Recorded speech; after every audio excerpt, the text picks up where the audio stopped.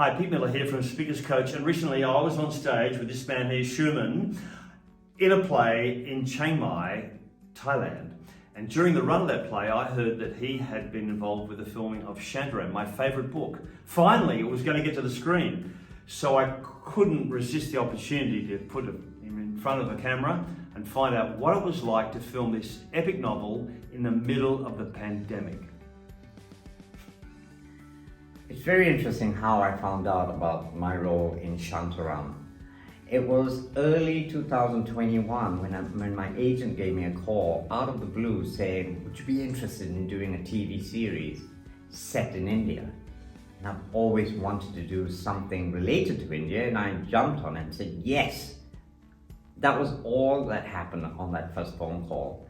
A few days later, he called back and said, all right, we're going to send you some sides and you're going to audition using a video and send it to us.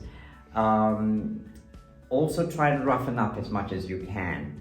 Hi, my name is Suman C Tharan and I'm 53 years old. I am Malaysian of Sri Lankan Tamil descent. You're going to be playing someone in a Mumbai slum. That was all I knew. So I did the first video audition, which involved eating an ice cream, which I went out and got a real, tub of ice cream. I believe in making it as real as possible during the audition. It gives you a little bit of an advantage. I sent that in. The casting people were very happy, but they said they wanted to hear me read another role, and so this time I had to hold some incense in a bottle of pills. This was a few weeks later, and I had roughened up even more by that point.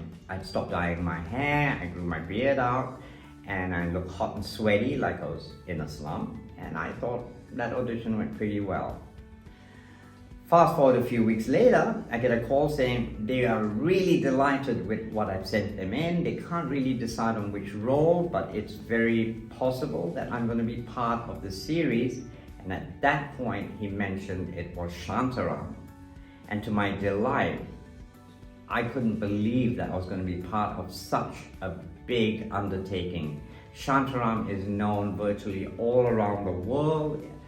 It's been years in the making. Everyone was really excited that it's finally coming to life on screen. And I'm going to be part of this series. However, it's going to be filmed during COVID, so there are going to be a lot of logistical difficulties. But my casting director assured me not to worry, and I was finally cast as Sonam's husband in Shantaram. A lot of people ask me, how do I get into TV series and how do I keep getting jobs? The most important thing for someone who's actually got a film job before is to remember that when you're on set, there are certain guidelines that one has to follow. There are things that you can do and there are things that you can't do. The most important thing is really to be pleasant and easy to work with. If someone tells you to do something, there's a reason for it and therefore you do it. If someone says you have to sit there until we call you, you just do it. Or even when you're filming, if the director says you need to run this 500 meters and then you come back and he says do it again and again, you can't start pulling faces and say, I didn't sign up for that. There are lots of things people forget that they've signed up for when they pass the audition and get cast in a role. And some of these things are basically sitting around for hours and hours, sometimes getting onto the set, sitting there for 9 or even 12 hours and going home without filming anything. It's part of a job and you get paid for that. And what better job can you get than just sitting around and waiting? But a lot of people find that very difficult.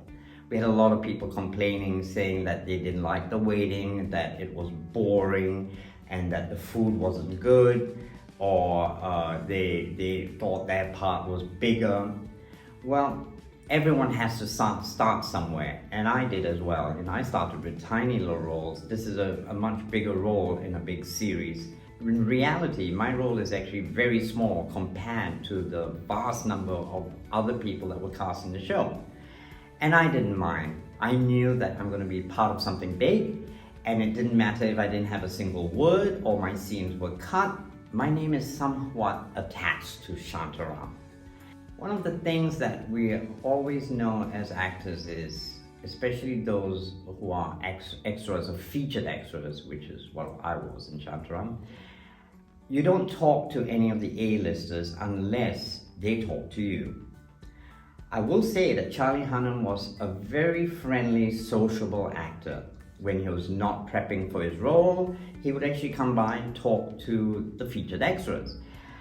I restrained myself because I didn't barge forward and ask him questions that I thought were slightly intimate or not necessary. If anything at all, if he were to talk to me, it'd be restricted to about what we were filming and perhaps the set and surroundings. Another very important thing is don't whip out your phone and take a picture or selfie with the A-lister.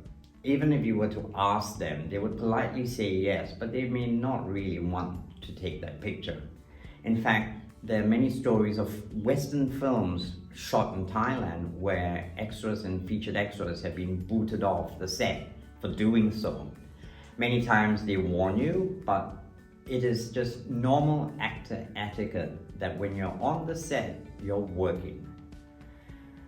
Other things that one needs to remember is you're not meant to take things onto the set that's not necessary. Water, maybe cigarettes or your vape are a possibility. Very rare instances do they allow you to take your phone. On Shantaram, they did, on provision that we didn't actually take it to the filming site. We had our holding areas, we could use our phones then. We also weren't allowed to add on or take off any part of our costume. And here's an interesting story about what happened in an episode that I haven't seen yet. It's coming up soon. We had a big fight scene around a water tank, and we were all given things to fight with, like buckets and truncheons and pieces of wood and a rice sack of rice, just weird stuff that slum people would carry and go for a little slum war. And so everyone's all geared up and we're about to start rolling, and we hear the director say across all the actors, "Who's that guy with sunglasses on?" And they were posh Ray-Ban style glasses. And the associate directors or assistant directors rush around the crowd and they find the guy and they pretty much escorted him off the set, never to be seen again. Remember that sunglasses are not part of the slum. One reason I enjoy doing films is the fact that they feed you really well. For me and my 12 fellow actors who were the core neighbors on the Shantaram series in the slum, we were given these box sets, and these VIP box sets included a meal that was already hygienically prepared and in cling film. But these box sets are the few things I could take away from my time filming. And it's interesting because you can actually see my character's name, Sonam H, which stands for husband. I'm Sonam's husband in Shantaram. And it actually includes a VIP food offering, which is, garlic mustard grilled chicken and with garlic rice, with carrot soup. Good stuff. Most of the time we couldn't actually eat all this food in one go. I would smuggle it back to my hotel room and fill that already full fridge of food. Eating food on set in costume is an art. You never want to get some dripping sauce on your costume or, get it dirty, because you'll probably get into big trouble from the costume department. So these are one of the few props that I had that remind me of my great time on Shantaram and all the great food I had. One of the first things I wanted to do upon arriving in Bangkok is to find out who my wife was. And it was a bit of a challenge because we were all separated by those vans and hotel rooms, and the rare occasions we would meet downstairs for social distance coffees was my opportunity to figure out who would be my wife. Is she going to be plump? Is she going to be fat, tall? Is she going to be younger than me or beautiful? And many of my fellow actors told me that she's a pleasant woman, you'd really like her, and I still hadn't met her after a couple of days. When I finally did, I was quite taken aback. She's actually a lovely woman, very fair-skinned, not a wrinkle on her face, but with very grey hair, which suited her. She actually looks really good. And we met, and she was very pleasant, and we got along. I kept imagining in my head, how did they cast this thing? Because here's a fair, good-looking woman playing Sonam, and her husband is this dark, hairy, bearded, guy. It seemed a little bit of a mismatch in what would be a real slum husband and wife. On the first day of filming, we were put together on set and we got to know each other quite a bit. And I noticed that she was very into her role and what she had to do. I have done a few films before and I tend to be myself and do what I am actually told by the director, as opposed to reason why I had to do that. And she was more into, why am I feeling sad? What is that to be sad about? When you film, you don't see the reasons. Sometimes you have to make it up. I knew that we're going to be filming a scene where a woman who's injured is brought in, but my wife kept saying, well, why would I be really sad about that? And I just made up some stories and told her, imagine that this woman injured has borrowed your precious gold and she's about to die and you have no way of getting it back. And she went into that really well. She was very upset. And I was, being the man in the couple, I had to be more grounded and firm, while she was more hysterical and upset when the scene happened. And little did I realize that one of her techniques was, when she was going to cry on screen, she would turn around and bury her head in my armpit. Now that's all fine on a regular day, but having stood around for hours in the heat, I was actually more worried about how my armpit smelled than what the scene looked like. Making a mental note that I should use a lot of deodorant if this is going to happen again.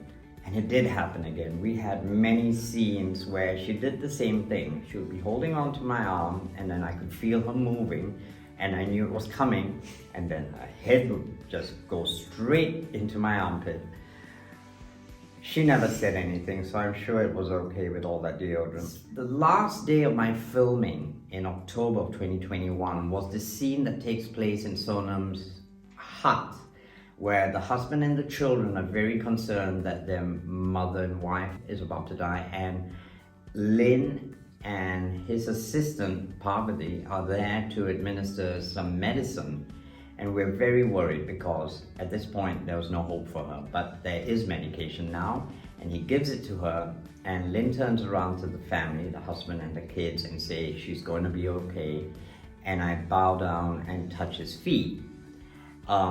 It was one of the longest scenes I had. In fact, the only scene I had with Charlie Hunnam, the only scene that was intimate and featured me a lot. However, with the colorization of the series, which is remarkable for all of it, however, in this scene, it's to my detriment because I'm dark and I was in the shadows intentionally because we were not featured in that scene. So you don't really see me until I come forward and bend down and touch his feet. Now, that bending down action is something that I'm not accustomed to. It's something a lot of Indians are able to do because it's a sign of respect to someone you revere or your elders. That gave me a lot of anxiety. Trying to figure out how to bend down, how far to go. Do I actually touch his feet? When do I come back up? And no one was around to really tell me. I had to watch YouTube videos to figure it out.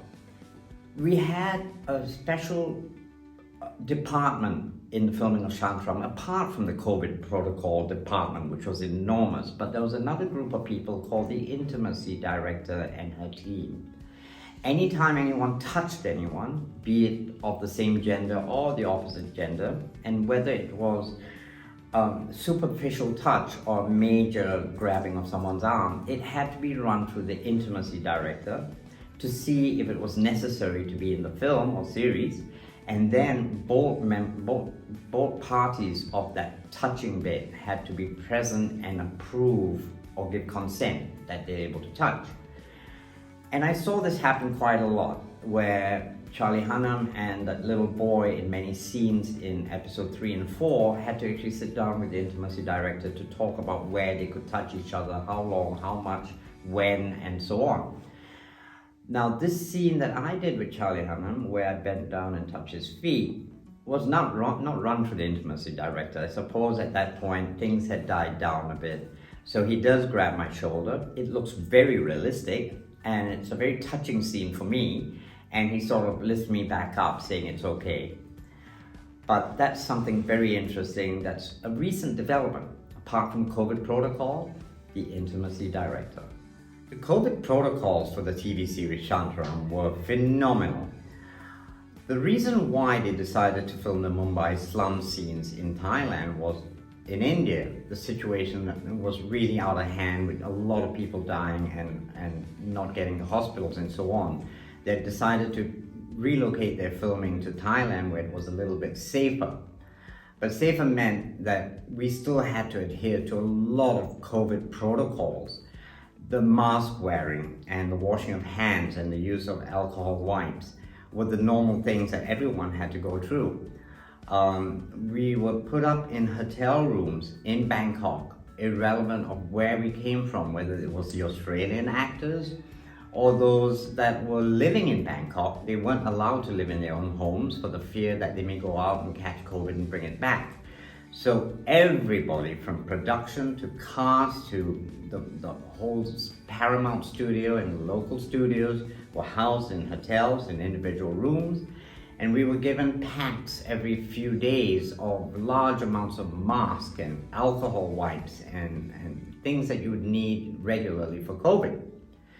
But that was not the be-all of things. All our transportation, wherever it was, from the airport to the hotel or from the hotel to the set, was all engineered to protect everyone, including the drivers of the vehicles, from COVID. More often than not, in a regular film, they'll put, say, 8 to 12 people in a van to transport them to a set. Here, it was an individual person in one van. And that meant hundreds and hundreds of vans were parked outside the hotel. And it did deter from the fact that we couldn't integrate or get to know each other. We were pretty much on our own a lot of the times. We were not allowed to visit each other in our hotel rooms, let alone mingle around in the hotel lobby and so on. Our food was delivered straight to our room with a bag hanging on the door handle. That's how strict they were. And on set, it was quite amazing as well. Imagine, you don't see this when you see the TV series, but a small little scene involves hundreds and hundreds of people, from production and light and makeup and sound. Everyone had to be tested by getting their temperature checked every time they came on set, and COVID tests. Multiple COVID tests. In fact, it wasn't every day, but every couple of days you'd get both the PCR and the rapid test done, which at first was rather nerve-wracking, having that cotton bud put into your nose, but after a while we got really used to it.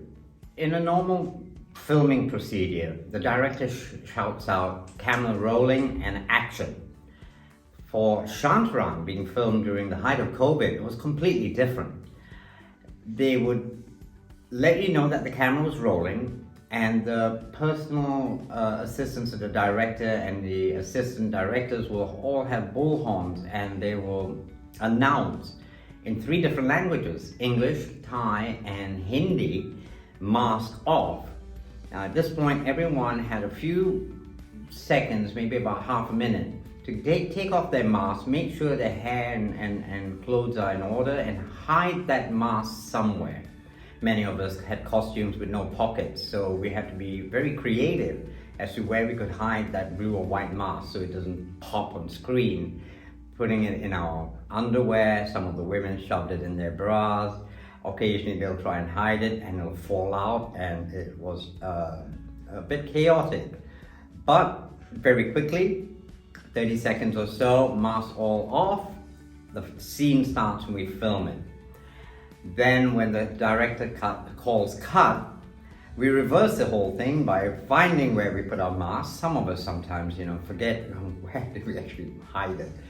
And we were told off quite often that, get your mask on quickly.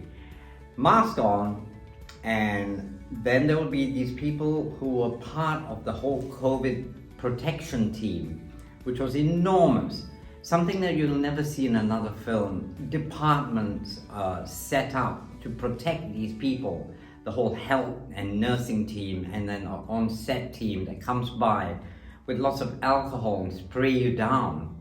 And every 20 minutes or so on set, we would have to have our mask changed.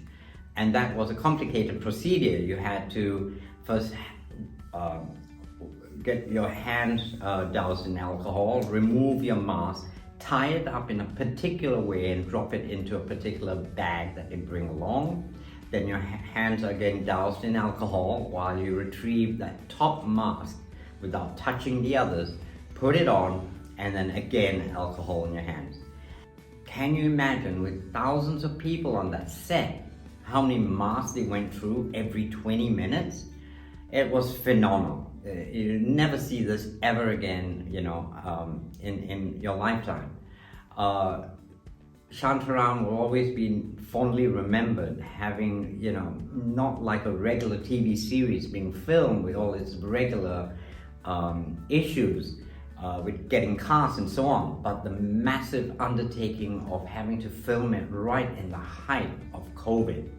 While we were filming in Bangkok, the government decided that they had to impose a curfew to protect the population.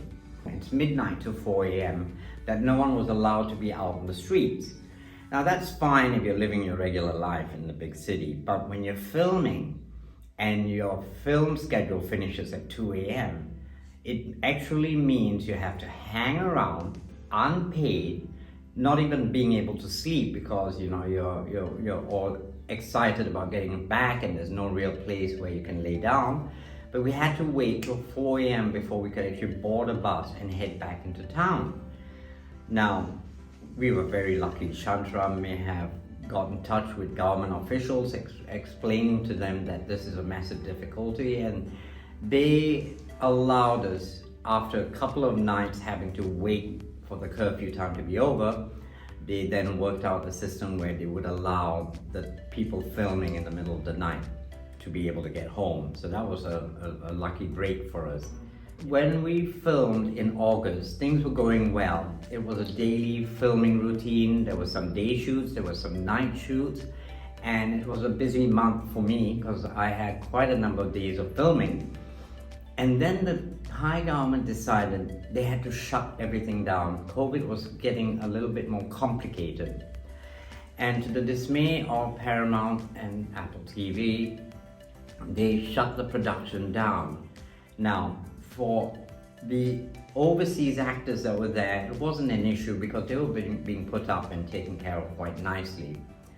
Most, I would say 99% of the remaining cast actually originated from Bangkok, and they were told to just simply pack up and go home until we call you back again.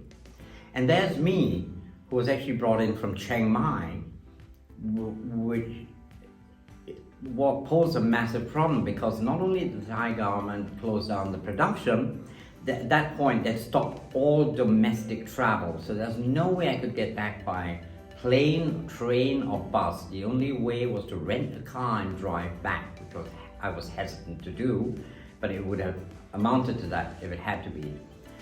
And my casting director had spoken to the production team and had arranged for a van to drive me all the way back home from Bangkok. That made my experience with Shantaram even more, endearing, and my love for the series, the fact that they took care of me and drove me home.